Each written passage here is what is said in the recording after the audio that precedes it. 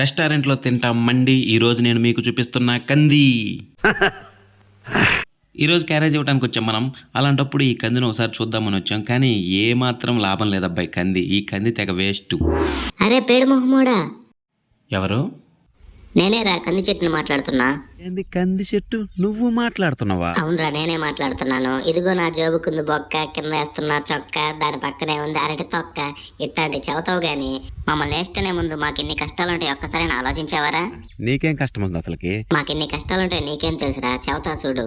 First ఒక వర్షం పడ్డామంటే అదరా దున్నేసి వేస్తారు. తేమ సరిపోతే ఓకే, సరిపోకపోతే మొలవటం కష్టం. సరే మొలిచామనుకో, టైట్ వచ్చిన తర్వాత మీరు సరైన టైంలో సేద్యం చేయకపోతే మేము ఎదుగుదలకి కష్టం. అదే ఎదుగుదలలో బర్రెలు, మేకలు, గొర్రెలు ఇలాంటివన్నీ మమ్మల్ని తినకుండా మీరు ఆపాలి, లేకపోతే మళ్ళీ పెరగటం కష్టమే. సరే కదా, ఈ కష్టాలన్నీ పడి ఒక హైట్ పెరిగినాం.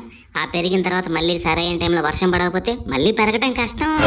సరేలే, వీటన్నిటిని అధిగమించి పెరిగామే అనుకో, పూత నిలబట్టడానికి మందు, కాయ నిలబట్టడానికి మందు, తెగులు రాకుండా మందు, ఇన్ని మందులు కొడతారు. వీటి నుంచి భరించడం ఎంత కష్టమో తెలుసా? కాయ వచ్చిన తర్వాత మళ్ళీ అడ్డ పందుల నుంచి తప్పించుకోవాలా, అదొక కష్టం.